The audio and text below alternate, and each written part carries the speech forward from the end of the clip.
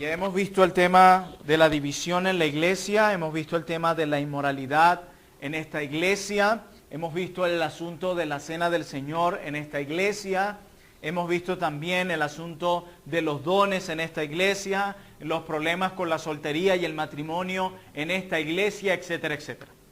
Y muchos de estos ejemplos nos servirán a nosotros para no repetirlos y si se dan en medio nuestro, saber cómo tratar con ellos bíblicamente.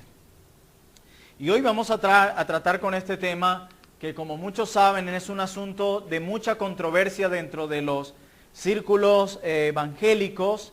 Y cabe destacar que cuando nosotros vemos cómo algunos argumentan a favor o en contra del don de lenguas, muchos lo hacen de una manera muy superficial. Y yo quiero que veamos hoy todo el asunto teológico que hay detrás de este don para nosotros poder fijar una posición bíblica ante esta realidad. El fin de toda controversia termina en las Escrituras. Y es allí donde tenemos que ir, a la palabra de Dios. Hermanos, el canon para nosotros evaluar alguna acción, alguna práctica en la iglesia no deben ser nuestras experiencias. Siempre el canon para evaluar cualquiera de nuestras prácticas debe ser la palabra de Dios. Y eso es lo que vamos a hacer hoy. Nosotros debemos examinar este tema tan controversial y al mismo tiempo tan delicado a la luz de la Biblia. Quisiera que tomaran nota de los textos que vamos a estar examinando hoy. Vamos a estar viendo muchos textos bíblicos. La mayoría los tengo aquí en pantalla y quisiera que estuvieran muy atentos a lo que vamos a escuchar hoy. Y en primer lugar, yo quisiera empezar hablando de este tema del don de lenguas, partiendo desde el Antiguo Testamento, de donde yo creo con claridad de donde empezó todo esto. Cuando Dios empieza a tratar el tema de las lenguas, muchos pensamos inmediatamente en Hechos capítulo 2 o en 1 Corintios 14, pero no es así. Dios trata este tema desde la antigüedad. Y es desde allí en donde yo quiero empezar a tratar este tema para que Dios hable a nuestra vida en relación a esto. Vamos a ver lo que Dios, a través del profeta Isaías, nos dice en el capítulo 28 acerca de este tema. Isaías 28, vamos a leer de los versículos 9 al 21. Y dice Isaías 28, versículos 9 al 21, ¿a quién se enseñará ciencia o a quién se hará entender doctrina? ¿A los destetados? ¿A los arrancados de los pechos? Y dice el versículo 10 de Isaías 28, porque mandamiento tras mandamiento, mandato sobre mandato, renglón tras renglón, línea sobre línea, un poquito allí, otro poquito allá. Y dice el verso 11, porque en lengua de tartamudos y en extraña lengua hablará a este pueblo. ¿Quién hablará a través de este pueblo, a través de lengua de tartamudos y en lengua extraña? Jehová de los ejércitos. Y sigue diciendo en el versículo 12, a los cuales él dijo, este es el reposo, dad reposo al cansado y este es el refrigerio, mas no quisieron oír. La palabra pues de Jehová les será mandamiento tras mandamiento, mandato sobre mandato, renglón tras renglón, línea sobre línea, un poquito allí, otro poquito allá, hasta que vayan y caigan de espaldas y sean quebrantados, enlazados y presos. Cuando nosotros miramos estas palabras de Dios a través del profeta Isaías, lo primero que debemos preguntarnos, ¿cuál es el tema aquí? ¿Qué es lo que Dios está tratando de hacer con estas palabras? Pues mis hermanos, lo que nosotros estamos leyendo acá es una amonestación fuerte de Dios a Jerusalén. Esto es una reprensión de parte de Dios. Es un castigo de parte de Dios. Y no quiero que perdamos de vista Isaías 28, porque lo voy a citar mucho más. Pero no termina allí las palabras de Jehová. Teniendo en mente que esta es una exhortación al pueblo, miren lo que dice en el verso 14 ahora Dios. Por tanto, varones burladores que gobernáis a este pueblo que está en Jerusalén, oíd la palabra de Jehová. por cuanto habéis dicho, pacto tenemos hecho con la muerte, y hicimos convenio con el Seol cuando pase el turbión del azote. No llegará a nosotros porque hemos puesto nuestro refugio en la mentira y en la falsedad nos esconderemos. Verso 16. Por tanto, Jehová el Señor dice así: he aquí que yo he puesto en Sión por fundamento una piedra probada, angular, precisa, de cimiento estable. El que creyere no se apresure. Y ajustaré el juicio a cordel y a nivel la justicia, y granizo barrerá el refugio de la mentira, y aguas arrollarán el escondrijo. Y sigue diciendo el Señor: y será anulado vuestro pacto con la muerte, y vuestro convenio con el Seol no será firme. Cuando pase el turbión del azote, seréis de él pisoteados. Repito, noten que Dios aquí está haciendo una amonestación a este pueblo. O sea, el contexto en el que él acaba de decir que les hablará a través de lengua extraña está en un contexto de castigo. Y dice el verso 19: luego que comience a pasar, él los arrebatará, porque de mañana en mañana pasará de día y de noche, y será ciertamente espanto el entender lo oído. Dice el 20: la cama será corta para poder estirarse, y la manta estrecha para poder envolverse. Porque Jehová se levantará como en el monte Perazín, como en el valle de Gabaón se enojará, para hacer su obra extraña, y para hacer su operación, su extraña operación. Amén.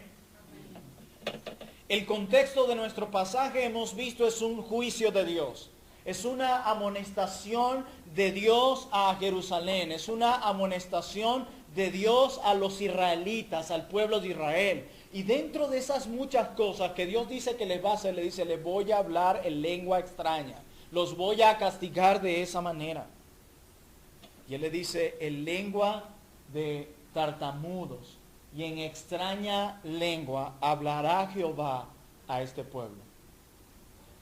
Muchos ven el don de lenguas hoy día como una renovación en el espíritu, y se le da un énfasis más positivo que negativo al don de lenguas en la forma como se ve. Inclusive se llama a los creyentes a una renovación espiritual a través del don de lenguas.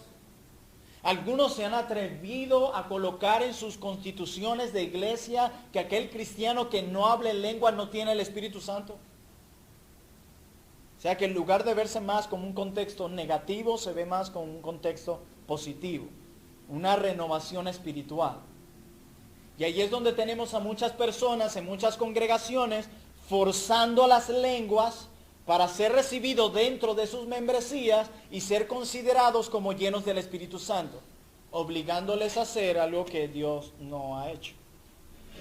Y la pregunta que surge al ver esto es: ¿cómo debemos nosotros evaluar entonces el don de lenguas? Algo que todos nosotros debemos tener en cuenta cuando tratamos el tema de los dones es que nuestro canon de evaluación, como decía al principio, no debe ser la experiencia.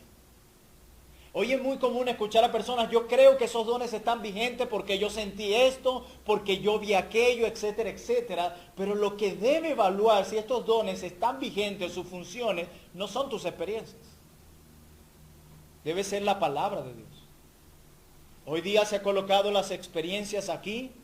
Son las experiencias las que terminan determinando si la palabra de Dios lo que dice es real o no, si es vigente o no. Y eso es una gran equivocación. Y a mí llegan muchas personas y me dicen: pastor, pero ¿cómo hacemos con esto que se dio? No sé, pero la regla última no es esa experiencia.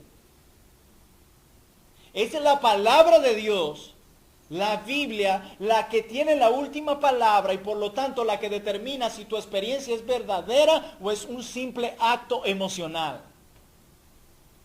Bueno, pastor, pero usted dice que esto no está vigente, pero fulano lo tuvo. Mentira, porque la Biblia dice una cosa y la Biblia tiene la última palabra. Las palabras de Dios pesan más y deben pesar más que las palabras humanas. Y en esto todos nosotros debemos ser celosos. No importa qué iglesia los practique, no importa lo que hagan otras congregaciones, nuestra regla de fe y práctica es la Biblia. Y nada más. Por eso es ella la que debe dictarnos qué hacer, qué no hacer, qué creer y qué no con respecto a este tema. Así que, entrando en materia, vamos a evaluar este tema y a estudiar este tema considerando algunos principios de la palabra de Dios. Y veremos el propósito divino detrás de este don. Y como estamos estudiando la carta a los Corintios, citaremos mucho 1 Corintios 14, que es uno de los temas y pasajes más controversiales en relación a este asunto. Y vamos a verlo con este tema con los siguientes 4 encabezados. Vamos a ver en primer lugar, las lenguas en el Nuevo Testamento eran instrumentos de revelación. En segundo lugar, veremos que las lenguas del Nuevo Testamento eran idiomas extranjeros. En tercer lugar, veremos que las lenguas del Nuevo Testamento eran para consumo público. Y en cuarto y último lugar, a través de la Biblia, veremos que las lenguas del Nuevo Testamento servían de señal en la historia de la redención. Y sin más preámbulo, veremos en nuestra clase de hoy el primer punto. Las lenguas en el Nuevo Testamento eran un instrumento de revelación. Hermanos, si el don de lenguas era para revelar la voluntad de Dios, como lo veremos ahora, entonces no es lo mismo como se practica hoy. Veamos cómo Pablo, a esta iglesia en Corinto, una iglesia donde vimos inmoralidad, división, arrogancia de todo tipo, cómo también se destacó por el desorden en cuanto a los dones. Dice 1 Corintios 14:2. Habla Pablo, inspirado por el Espíritu. Porque el que habla en lenguas, no habla a los hombres, sino a Dios. Pues nadie le entiende, aunque por el Espíritu habla ¿qué? Misterios. Fíjense ese detalle en la última parte. Que el que habla en lenguas, por el Espíritu, cuando habla en lengua, ¿habla qué? Misterios. ¿Qué es un misterio según la Biblia? Esta es una palabra que vemos muy repetida en el Nuevo Pacto. Un misterio es una verdad acerca de Dios, acerca del plan de redención, una verdad que una vez estuvo oculta pero que ahora fue revelada. Eso es un misterio. Repito, es una verdad acerca de Dios, acerca del plan de redención que una vez estuvo oculta y que ahora fue revelada. No que no existía, porque algunos dispensacionalistas lo ven así. No, es una verdad que siempre existió, pero que estuvo oculta y que en el nuevo pacto fue revelada. Un misterio es algo que no conocía el pueblo de Dios hasta que Dios lo quiso revelar. Eso es un misterio. Y Pablo está diciendo que el que habla en lengua, habla misterios. Y que es un misterio, como vimos, es acerca de Dios y acerca del plan de redención. O sea que lo que debían hablar estas personas por medio de esas lenguas, que eran misterios, eran asuntos relacionados al plan de redención. O sea, a ese misterio que había sido oculto, pero que ahora fue revelado. Miren lo que dice Pablo en Romanos 16:25. Hablando del mismo asunto del misterio. Y al que puede confirmaros según mi evangelio y la predicación de Jesucristo, según la revelación de ¿qué? Del misterio que se ha mantenido ¿qué? Oculto desde tiempos eternos. No era que no estaba, estaba pero oculto. Y Pablo lo deja claro, desde los tiempos eternos. O sea que esto que fue revelado siempre fue el plan de Dios. Verso 26. Pero que ha sido manifestado, ¿cuándo? Dice Pablo. No se está refiriendo ahora a 2017. Cuando la Biblia dice ahora, se está refiriendo en el tiempo que el escritor escribió. Dice, se ha manifestado ahora y que por las escrituras de los profetas, según el mandamiento del Dios eterno, se ha dado a conocer a algunas personas. A todas las gentes, para que obedezcan la fe. O sea que lo que está detrás de todo esto es algo sumamente sobrenatural y divino. Y Pablo dice, ese misterio que estuvo oculto, hermanos, ya fue revelado. Ya. Él dice, ahora se ha revelado. Ya no está oculto. y se ha revelado a todas las gentes. Hermanos, evaluando esto y paseándonos por otros pasajes de la Escritura, nos daremos cuenta que ya ese misterio se nos dio, que ya ese misterio acerca del plan de redención se nos ha sido dado, como veremos más adelante. No olviden que un misterio es una verdad acerca de Dios, acerca del plan de redención, que una vez estuvo velado, pero que ahora fue revelado.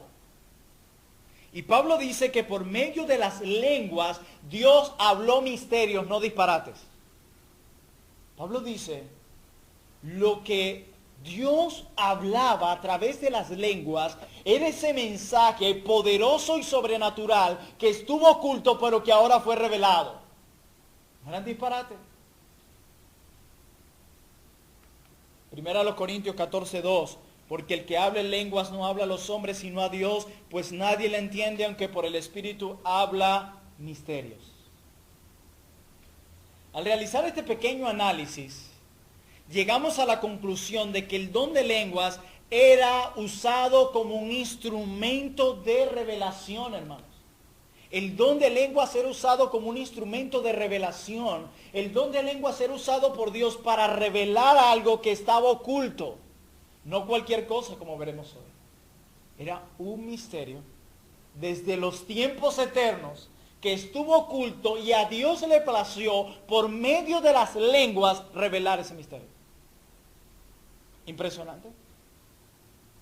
Y eso nos conduce a nuestro segundo punto, pero no saquemos de nuestras mentes lo que acabamos de leer. El don de lenguas, en primer lugar, era un instrumento de la revelación de Dios. Pero en segundo lugar, las lenguas del Nuevo Testamento eran idiomas extranjeros.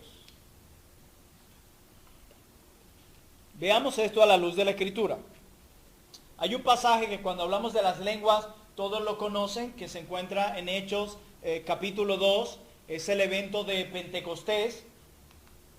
Y dice la Biblia en Hechos 2:4, y fueron todos llenos del Espíritu Santo, y comenzaron a hablar en otras lenguas, diferentes a las que hablaban, según el Espíritu les daba que hablasen. Hay una obra del Espíritu allí. Lo que está diciendo el texto aquí, de Hechos capítulo 2, verso 4, que escribe Lucas, es que empezaron a hablar los idiomas de los judíos helénicos que estaban visitando Jerusalén en el tiempo de Pentecostés. El Espíritu Santo espera que Jerusalén esté llena de judíos de otros lugares para que ocurra Pentecostés. Si ustedes leen el libro de los Hechos, antes no sucede este evento.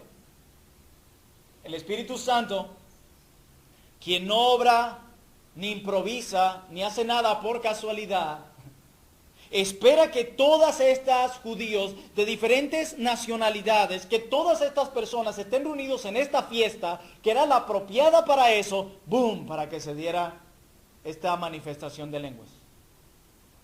¿Por qué? Por lo siguiente. Versos 5 al 12 de Hechos 2. Moraban en Jerusalén entonces judíos, varones piadosos, de todas las naciones bajo el cielo. Habían diferentes allí. Y hecho este estruendo, se juntó la multitud, y estaban confusos porque cada uno les oía hablar en su propia lengua. Y dice el 7, y estaban atónitos y maravillados diciendo, mirad, ¿no son galileos todos estos que hablan? Y sigue diciendo, ¿cómo pues les oímos nosotros hablar cada uno en nuestra lengua en la que hemos nacido? Verso 9, partos, medos, elamitas, y los que habitamos en Mesopotamia, en Judea, en Capadocia, en el Ponto y en Asia, en Frigia y Panfilia, en Egipto y en las regiones de África, más allá de Cirene, y romanos aquí residentes, tanto judíos como prosélitos. Y miren esto, cretenses y árabes, les oímos hablar en nuestras lenguas, ¿qué cosas? ¿Disparates? No, las maravillas de Dios. Este mensaje tenía un contenido divino. ¿Se acuerdan 1 Corintios 14? Misterios, lo que estuvo oculto, revelado, les oían hablar. Y dice en el 12, y estaban todos atónitos y perplejos, diciendo unos a otros, ¿qué quiere decir esto? Tal vez nosotros, latinos, y todos hablamos el mismo idioma, no nos asombra mucho este asunto. Ah, bueno, se ve normal. Pero imagínate de estar en este lugar y no sé, ver a chinos de repente hablando con una claridad del idioma de todos nosotros, y no solo eso, el contenido, las maravillas de Dios. Eso debió haber sido impactante, tanto que algunos dijeron, esto como que están borrachos. Impactante, era un completo asombro, tanto que ellos se preguntaron, ¿qué quiere decir esto que está pasando aquí? ¿No son galileos todos estos? ¿Cómo les escuchamos hablar las maravillas de Dios en nuestra lengua de nacimiento? ¿Qué es esto? Solamente algo sobrenatural.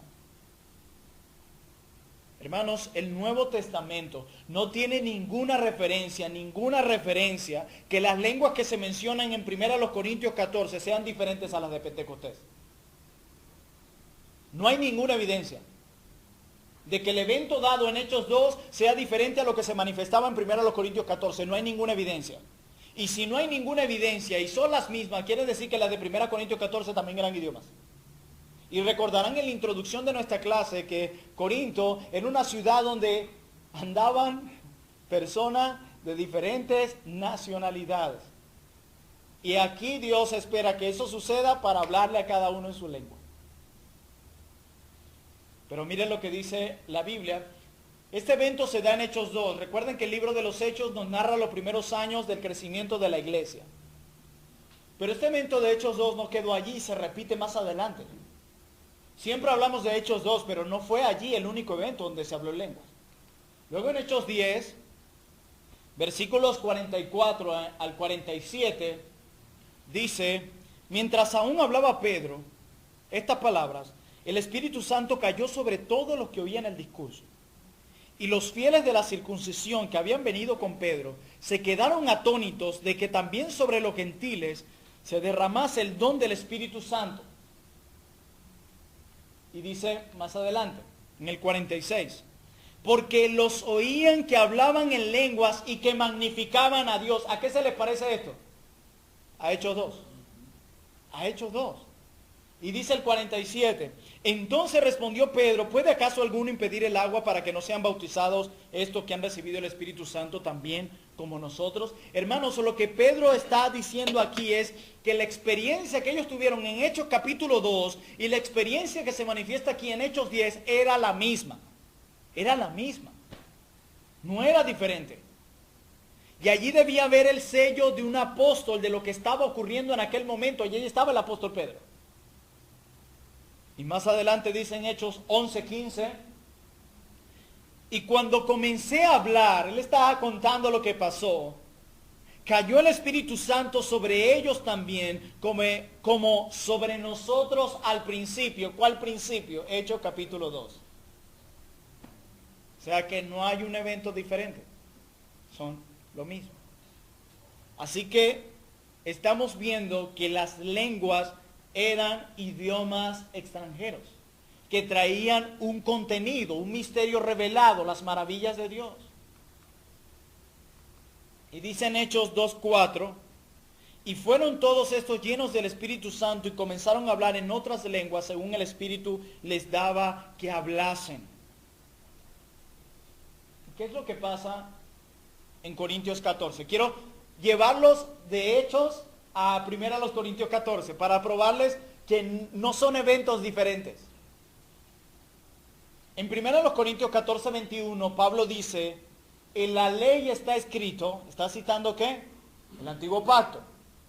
En otras lenguas y con otros labios hablaré este pueblo y ni aun así me oirán, dice el Señor. ¿Qué porción de la escritura está citando? Isaías 28, verso 11. Porque en lengua de tartamudos y en extraña lengua hablará este pueblo. Miren este detalle. Pablo, en el contexto de la manifestación de las lenguas, cita Isaías 28. Y según lo que vimos al principio, ¿cuál es el contexto de Isaías 28?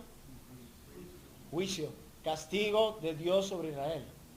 ¿Cómo se manifestaría ese castigo? Les iba a hablar a través de lengua de tartamudos y extraña lengua hablaría ese pueblo. Y Pablo cita eso en 1 Corintios 14 diciendo, aquí el cumplimiento. Lo está haciendo. Lo está haciendo. Las lenguas de 1 Corintios 14 se podían traducir, por lo tanto eran idiomas. ¿Recuerdan que Pablo dice, como citaremos más adelante, que haya intérprete? Si se podían interpretar, eran porque eran idiomas. Así de sencillo. El doctor Samuel Waldron dice lo siguiente acerca de esto. Es destruido hoy el don de lenguas, a no ser por la suposición de que eran otros idiomas. Solo el don de hablar otros idiomas revoca a Babel y trae reconciliación a las naciones. Y me encanta lo que hace aquí Waldron. ¿Qué ocurrió en Babel? La confusión de los idiomas, ¿se acuerdan? Esa fue la consecuencia. Ese fue lo que trajo el pecado. ¡Boom! Separación. ¿Y qué es lo que ocurre en Pentecostés? La unión de los pueblos que hablan diferentes idiomas en un mismo Cristo. Cristo vino a revertir lo que el pecado destruyó.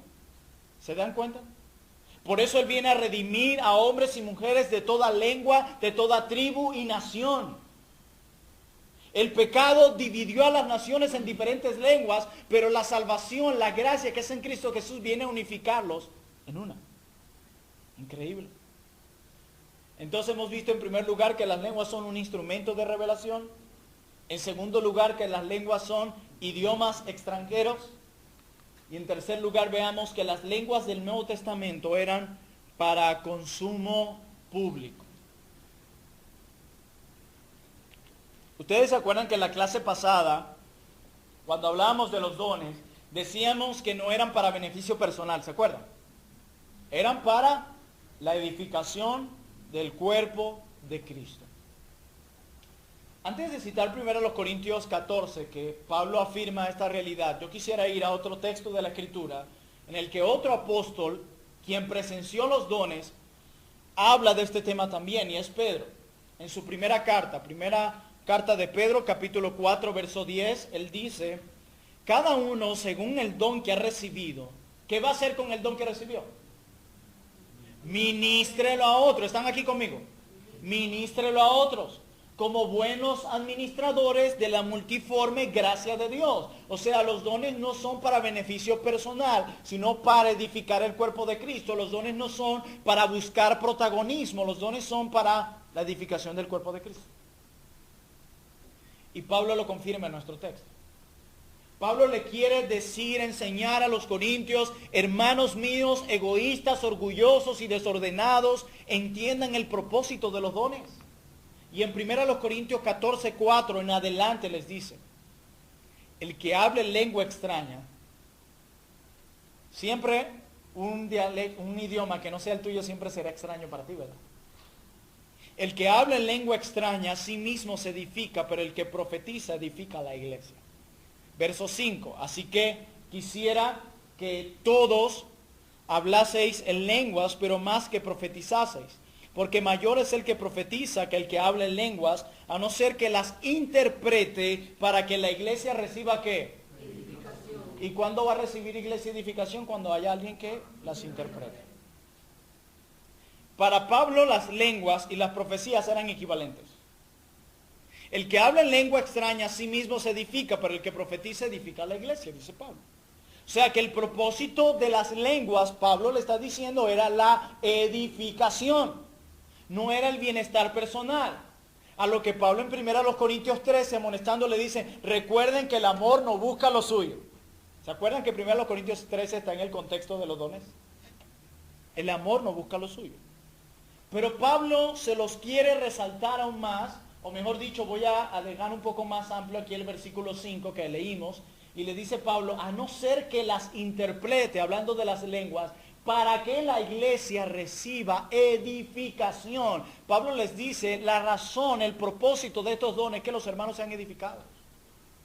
Esa es. Ese es el propósito. Hermanos, ¿qué son las lenguas y la profecía? Las lenguas y la profecía son una comunicación de la voluntad de Dios. Se comunica a través de estos medios. Para que la profecía edificara debía haber un entendimiento, y para que la lengua edificara debía haber también un entendimiento. Y aquí hay algo importante cuando vemos estos dos aspectos acá. Y es que nuestro Dios usa dones verbales para la comunicación de su verdad. ¿Escucharon eso? Dios usa dones verbales para la comunicación de su verdad. Cada vez que alguien se para aquí, quien sea, a predicar la palabra de Dios, es un don que Dios está usando para comunicar su verdad. Y como Dios está usando esos dones para comunicar su verdad, su pueblo debe estar atento. Pero cuando hablamos de comunicar su verdad, no estamos hablando de disparates.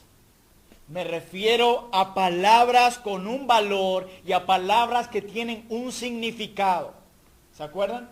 Una revelación de los misterios de Dios. ¿Se acuerdan que les escuchaban hablar las maravillas de Dios? O sea que las palabras que salían de la boca de ellos tenían valor y significado.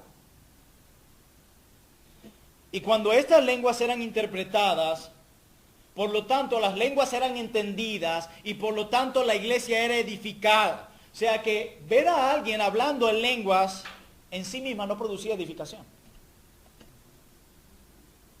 Ninguna. Y Pablo les dice, solo va a edificar lo que ustedes hagan si sus hermanos los entienden, si no, no. Hermanos, Dios para comunicarse usa el lenguaje, y esta edificación de las lenguas venía por el entendimiento de las mismas. Si los hermanos en Corinto entendían lo que las lenguas decían, ellos iban a ser edificados, y parece que esto no estaba pasando. Mucho parecido con la realidad, ¿verdad? Dice Pablo en 1 Corintios 3 al 4, pero el que profetiza habla a los hombres para edificación, exhortación y el que hable lengua extraña a sí mismo se edifica, pero el que profetiza edifica a la iglesia. Y la pregunta es, ¿cómo se edificaba esta persona? ¿De qué manera? Bueno, se edificaba por el entendimiento de la verdad. No solo el que oía se edificaba cuando entendía, sino que el que hablaba también era edificado cuando éste entendía. Hermano, Dios nos edifica por medio del entendimiento de la verdad. Si nosotros no entendemos, ese mensaje que se entrega no sirvió de nada. De nada vale un predicador elocuente y que va de aquí para allá si no se entiende lo que se está exponiendo. Yo muchas veces escucho hermanos que te llevan por allá al griego, al hebreo, a por allá, por acá, y tú dices, muy bonito todo, pero ay, ¿qué me quiere decir? Si no hay un entendimiento de la verdad, usted no es edificado. Para que usted sea edificado se debe entender. Y ese es el trabajo de los predicadores, que hacen sencillo lo complejo. Alguien decía el domingo, ¿cómo le pueden sacar tanto jugo al Antiguo Testamento? Eso es una tarea dura. Pero eso representa hacer de lo complejo sencillo. Si yo me paro ahí solamente a dar algunos detalles muy interesantes y significado de palabra, pero no hay un entendimiento de esa verdad, la iglesia no será edificada. Y esto se aplica a conversaciones, discipulados, lo que usted quiera. No hay un entendimiento. Y a veces algunos tratan de ser muy técnicos. No. Las características de un buen sermón es su sencillez. Su sencillez, sin perder lo teológico. Así que si nosotros miramos 1 Corintios 14, cada capítulo en la Biblia, cada pasaje en la Biblia tiene un tema central. ¿Cuál ustedes creen que es el tema central de 1 Corintios 14? A ver, no los escucho.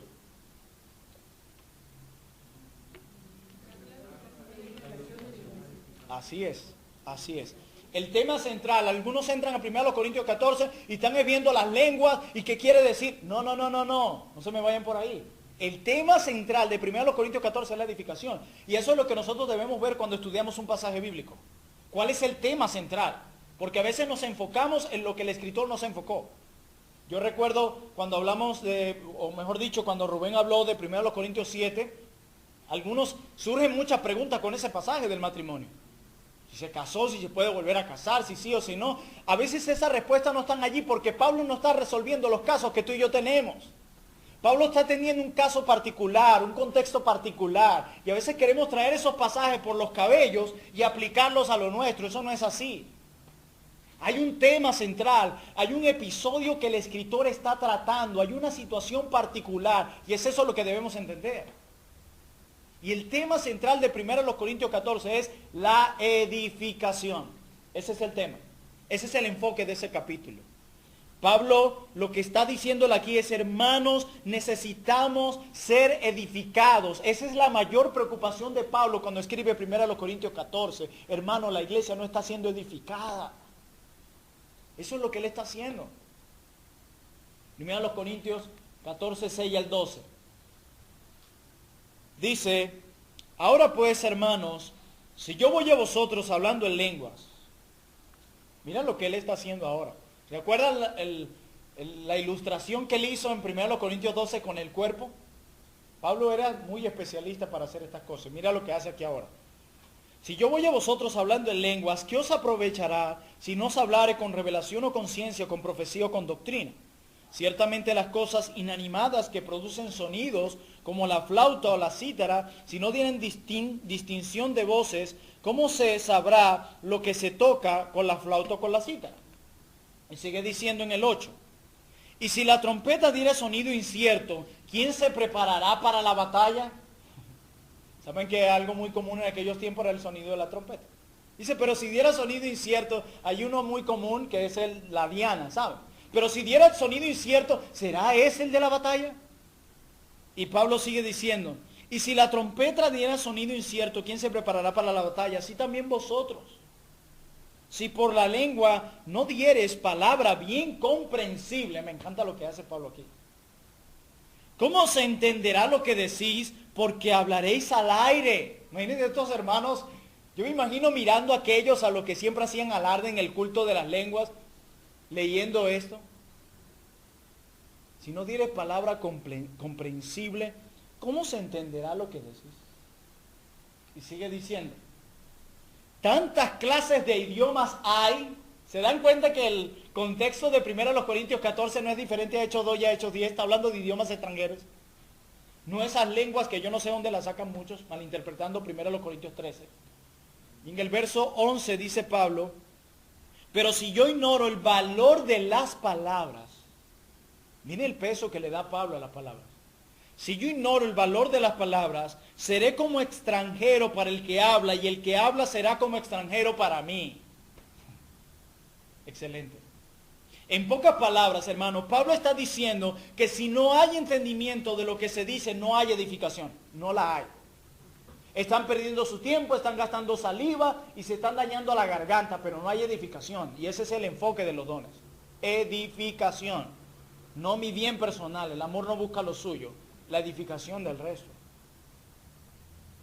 Y Pablo sigue hablando en 1 Corintios 13 al 17.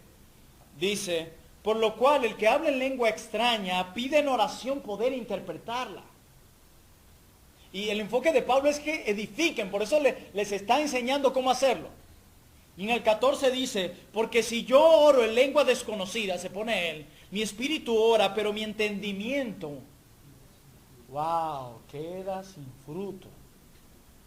Queda sin fruto. O sea, perdiste tu tiempo, hermano. Y sigue diciendo, verso 15. ¿Qué pues? Oraré con el espíritu, pero oraré también con el entendimiento. Cantaré con el espíritu, pero cantaré también con el entendimiento. Porque si bendices solo con el espíritu, el que ocupa lugar de simple oyente, ¿cómo dirá el amén a tu acción de gracias? Pues no sabes lo que has dicho. Y algunos hoy escuchan hablar en lengua y dicen, aleluya, amén, pero ¿qué dijo? ¿Qué dijo? Dice, porque tú a la verdad, dice el 17, bien das gracias, pero el otro no es edificado. No lo es. Hermanos, hoy día no participa el entendimiento. El entendimiento debe participar en toda la adoración a Dios. Por eso la Biblia dice que adoremos al Señor en espíritu con todo nuestro ser y en verdad con nuestro intelecto. Y hoy en día muchas de las canciones en iglesia cristiana no apelan al entendimiento, sino a las emociones. Entre menos usen la mente, mejor. Es más, cierra tus ojos. No lo uses. Y Pablo dice, no es así, no es así. Todo nuestro ser debe estar en servicio, en adoración a Dios. Y todo nuestro ser incluye nuestra mente. No es casualidad que la Biblia dice que adoremos al Señor, que lo amemos con todo nuestro corazón, pero también con toda nuestra mente. Nosotros también nuestra mente, nuestra manera de pensar, también tenemos que entregársela a Dios. Todo. Por eso dice Pablo, en esto pensar, en lo honesto, en lo puro, en lo que es de buen nombre. Así es. Nuestra mente también. Lo que hay en nuestros pensamientos también le corresponde al Señor. El que hablaba en lenguas entendía lo que decía, sino cómo se edificaba. Para que un mensaje sea edificante tiene que ser entendible. Si no se entiende, usted perdió el tiempo. El tiempo. Y Pablo sigue diciendo en el capítulo 14, verso 14, recuerden que el tema central es la edificación. Dice, porque si yo oro en lengua desconocida, mi espíritu ora, pero mi entendimiento queda sin fruto. Pablo dice esto haciendo referencia a que no produce frutos en la congregación. Pablo dice, lo que ustedes están haciendo no está trayendo frutos en la iglesia, hermano. Qué trágico era lo que estaba pasando, ¿verdad? Qué trágico. Completamente deprimente, hermanos.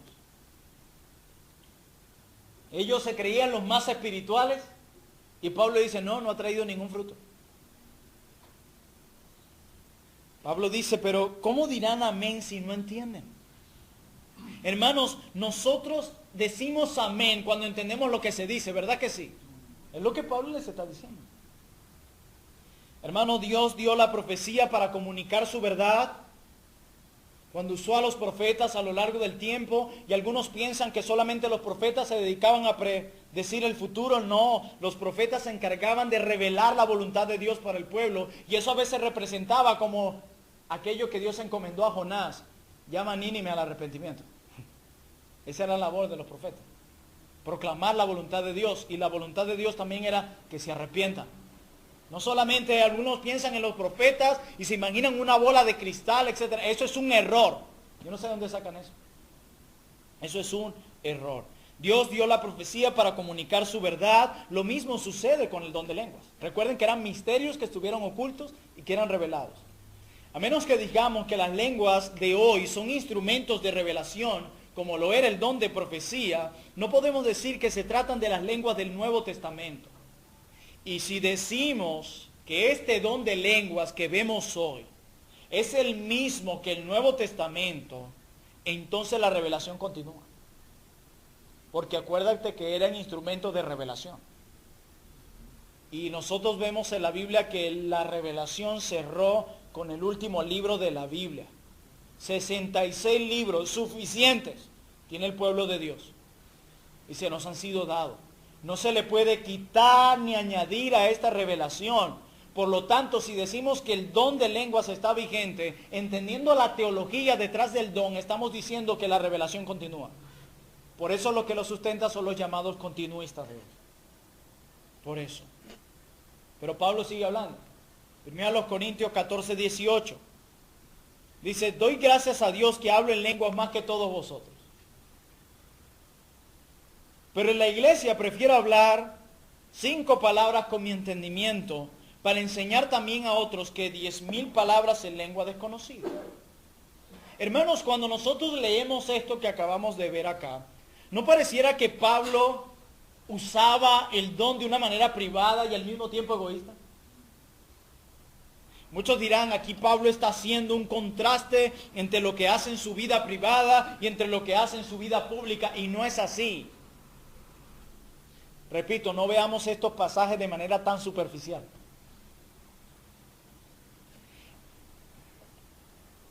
El contraste aquí que vemos en este texto que acabamos de leer No es entre el don privado y el hecho de usar el don en público. No.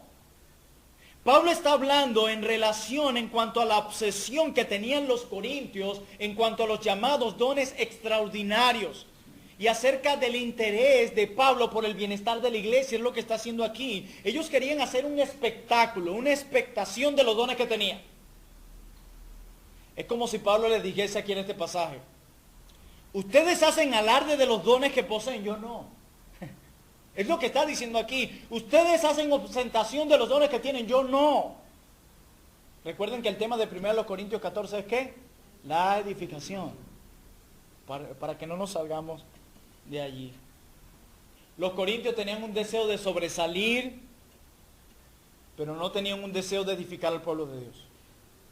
Y eso pasa cuando nosotros hacemos algo en la iglesia para que nos vean. Terminamos perdiendo de vista el foco principal, edificar a mis hermanos. Cuando yo me vuelvo el centro, pierdo de vista el propósito de usar mis dones, edificar a mis hermanos. Nunca pierdan eso de vista. El protagonismo no va con el cristianismo bíblico. No se trata de nosotros. El centro de esta obra es Dios, no tú ni yo. No lo olvidemos. Por eso Pablo le recuerda: si alguno habla en lengua extraña, sea esto por 2, o a lo más 3, y por turno, y uno interprete. Verso 28. Y si no hay intérprete, calle la iglesia. Pocas palabras, cállese la boca. Y hable para sí mismo y para Dios, hablando del hablar en lenguas. Y luego en el 29, asimismo los profetas hablen 2 o 3 y los demás justen, hablando de la profecía. ¿Saben qué es lo que está haciendo Pablo? Pablo está regulando el uso de los dones. Recuerden que el tema es la edificación. 1 Corintios 14, 32. Y aquí compruebo lo que acabo de decir, que Pablo está regulando el uso de los dones. Y los espíritus de los profetas están que sujetos a los profetas. Cero desorden, edificación. Es lo que Pablo está haciendo. Recuerden que tenemos una iglesia en problemas y Pablo lo está corrigiendo, lo ha hecho muy bien. En una ocasión fui con mi suegro y mi esposa a una iglesia pentecostal donde nos habían invitado unos hermanos muy queridos y que yo respeto mucho y con quienes estudié por 3 años en el seminario. Y nos invitaron a su iglesia. Y empieza una mujer, eso fue hace muchísimos años, una mujer a pegar gritos de una manera impresionante. Y empezaron a volar sillas de un lado a otro. Y como 4 o 5 hermanos saltando como rana. Y 2 o 3 hermanos que estaban en esa iglesia, que ya habían llegado a un entendimiento bíblico acerca de estas cosas, tomaron a esos 2 hermanos por el brazo y le dijeron: siéntese por favor. No sé a dónde se fue el sapo, la rana que tenían, se quedaron tranquilitos. ¿Por qué? Porque lo que les decía al principio, a la larga, detrás de todo eso lo que hay es falsedad. Porque si no actúan de esa manera, les dicen, no tienen el Espíritu Santo. No tienen una renovación espiritual. No tienen una cercanía con el Señor. ¿Y qué les toca? Forzarlos. Forzarlos. Y hacer tonterías como esas. Y Pablo lo está regulando, hermanos. ¿Cómo ocurren las cosas hoy? Totalmente contrarias a lo que acabamos de ver. Pregúntenle a personas que profesan este don, que creen que hoy sigue vigente, a ver si lo pueden explicar de esa manera. Y créanme, yo tampoco lo entendí así. Pero solo basta con abrir la escritura, como les decía al principio, allí en la Biblia termina todo debate. Allí. Los argumentos de hoy se derivan de las experiencias.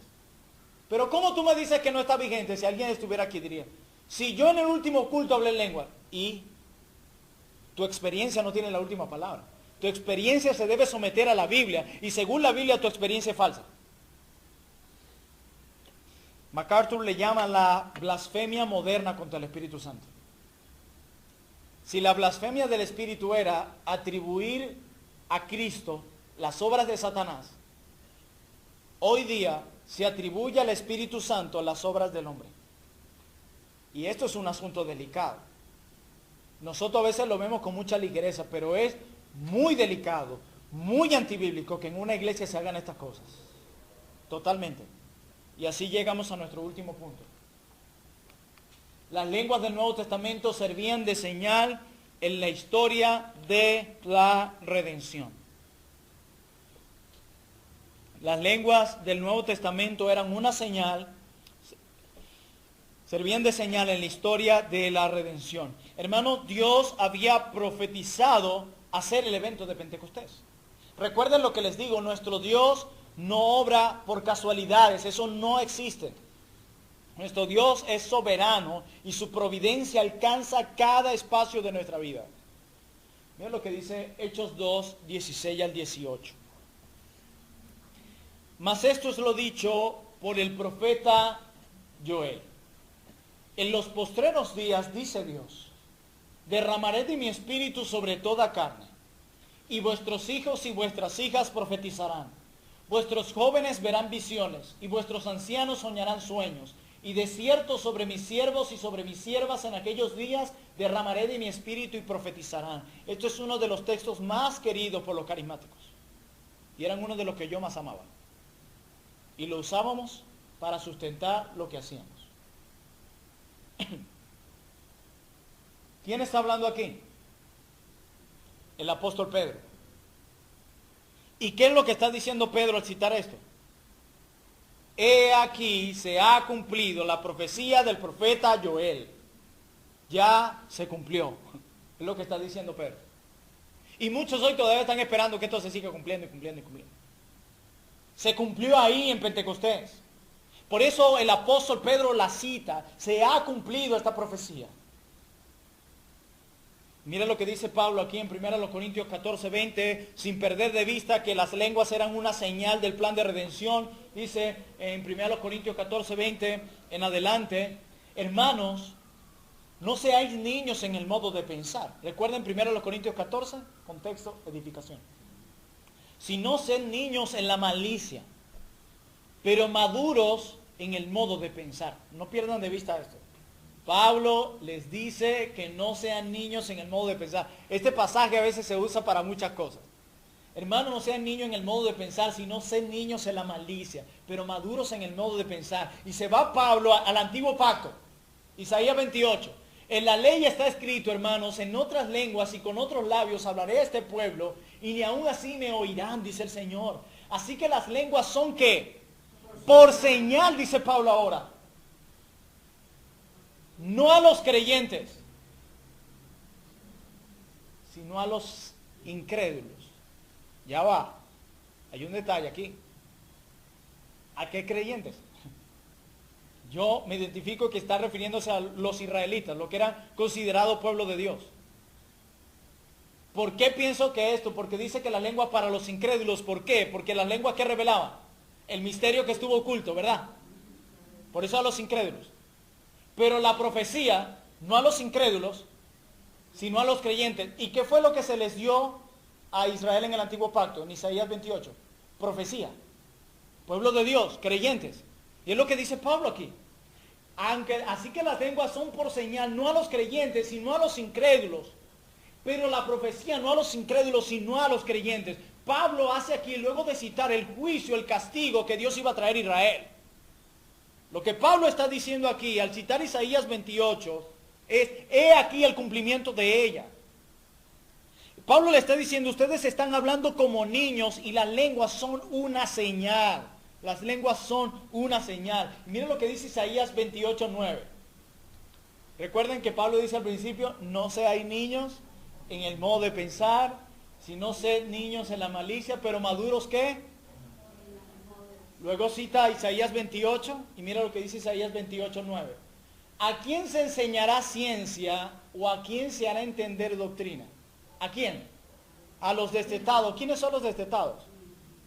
Ya mayores. Si ya están destetados, ya pueden. Dice, a los arrancados de los pechos. O sea que hay una asociación entre lo que Pablo le está diciendo en Isaías 28 y lo que les dice aquí en el verso. No sean niños, sino maduros, porque Dios viene a hablarles a estos. A los destetados, los maduros, dejen de ser niños. Lo que está pasando aquí se trata de madurez. Y dice en Deuteronomio 28, 49, hablando todavía de este asunto. Jehová traerá contra ti una nación de lejos, del extremo de la tierra, que vuele como águila, nación cuya ¿qué? Cuya lengua no entiendas, hermanos. Hermanos, las lenguas eran una señal de juicio para Israel. Isaías está diciendo que la hora del juicio había llegado con una nación impenitente. Ellos tenían que escuchar a Babilonia hablar por sus calles en idiomas extranjeros. Era un juicio. Y no termina ahí. Dios habló a través de otro profeta lo mismo. Jeremías 5:15. He aquí yo traigo sobre vosotros gente de lejos, oh casa de Israel, dice Jehová. Fíjate a quién se está dirigiendo. Gente robusta, gente antigua, gente cuya lengua ignorarás y no entenderás lo que hablare. Y el Señor dice en Isaías 28 que a pesar de que les iba a hablar en lengua extraña, no lo iban a oír. Cumplimiento tras cumplimiento. ¿Ven toda la teología que hay detrás del don de lengua? Lo que nos enseñan estos textos antes leídos es que vendría un juicio a Israel por haber desobedecido a la palabra de Dios. Cada pecado tiene consecuencias. Póngale el nombre que sea. Y Pablo dice en 1 Corintios 14:20, así que, ya que entendieron eso, las lenguas son por señal, no a los creyentes, sino a los incrédulos, pero la profecía no a los incrédulos, sino a los creyentes. Hermanos, Hechos capítulo 2 que leímos al principio servía de señal en la historia de la redención, indicando que Dios estaba llevando a cabo un cambio profundo en la historia de la salvación. Pastor, ¿cuál era ese cambio profundo que Dios estaba llevando a cabo en la salvación que se ve en Hechos 2? En Hechos 2 vemos como Dios empieza con la promesa del Espíritu Santo de que la obra de Dios no llenaría solo una nación, sino toda la tierra. ¿Se dan cuenta? Amados hermanos, hoy nosotros estamos aquí por el cumplimiento de esa bendición. En español adoramos a Dios y en español le glorificamos. ¿Se dan cuenta? Y todo eso, de lo que nosotros gozamos hoy, empezó con la llegada del Espíritu Santo en Pentecostés. Todo eso. ¡Qué maravilloso! Hermanos, la señal cumplió su cometido. Ya no tiene sentido continuar mirando la señal. Mire, si usted va en la vía y ve una señal que dice curva peligrosa, usted no se queda mirando la señal, ¿verdad? ¿Verdad que no? La señal solo le sirve para indicarle algo más amplio. Si usted va a algún estado, a algún lugar y ve una señal, usted no se va a encontrar con algo del tamaño de la lámina de la señal. Usted se va a encontrar con algo más grande, ¿verdad que sí? Bueno, hoy muchos siguen mirando la señal. La señal nos apuntaba a algo más glorioso y ya hemos llegado ahí. Por eso adoramos al Señor en nuestro idioma. El Evangelio pasó de ser algo judío para convertirse en algo universal. Ese era el misterio revelado. La iglesia necesita proclamar ese Evangelio que ya fue revelado, no seguir hablando en lenguas. Ese misterio ya fue revelado. Y lo quiero poner en palabras de Pablo también y que sea la Biblia la que lo diga. En Efesios 3 del 1 al 6, mire lo que Pablo hace inspirado por el Espíritu Santo para que entendamos cuál fue ese misterio que fue revelado y por qué ya no es necesidad de las lenguas, porque ellas cumplían el cometido de hablar ese misterio. Pero ese misterio ya fue revelado. Dice Pablo, Efesios 3, 1 al 6. Por esta causa yo, Pablo, prisionero de Cristo Jesús por vosotros los gentiles, o sea, los paganos, si es que habéis oído de la administración de la gracia de Dios que me fue dada para con vosotros, que por revelación me fue declarado ¿qué? El misterio. Como antes lo he escrito brevemente. leyendo lo cual podéis entender cuál sea mi conocimiento en el misterio de Cristo. Misterio que en otras generaciones pasado no se dio a conocer a los hijos de los hombres. No era que no existía y que empezó a existir ahí, siempre estuvo, solo que oculto. Como ahora es revelado a sus santos apóstoles y profetas por el Espíritu. Pablo, por favor, dinos cuál es ese misterio. Verso 6. Que los gentiles, los paganos, los no judíos, son coherederos y miembros del mismo cuerpo, no dos pueblos, no dos cuerpos, y copartícipes de la promesa de Cristo Jesús por medio del Evangelio.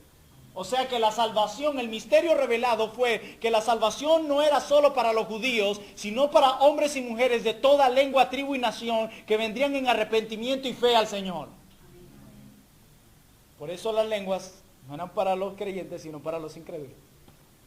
Ese misterio revelado era esta gloriosa verdad, la cual ya fue revelada y se nos ha dejado escrita en muchas cartas para nosotros. En muchas. Hermanos, las lenguas fueron una señal de que el corazón de Dios es grande para llegar a gente de todo lugar y de todas las épocas. Es una palabra de advertencia también para nosotros esto. Vean lo que le pasó a Israel por desobedecer la palabra de Dios. ¡Qué trágico! Las lenguas en el Nuevo Testamento eran un instrumento de revelación. Las lenguas en el Nuevo Testamento eran idiomas extranjeros. Las lenguas del Nuevo Testamento eran para consumo público. Y las lenguas del Nuevo Testamento servían como señal en la historia de la redención. Por lo tanto, concluimos que este don cumplió su función. Función maravillosa y gloriosa, de la cual tú y yo gozamos hoy. Y podemos ver la teología detrás de este don y el orden y de la manera tan bíblica como Pablo trató con este problema en la iglesia en Corinto. Así que, hermanos míos, tenemos suficiente base teológica en nuestras manos para defender esta realidad y para dar gracias a Dios también por este don. Amén. Oremos.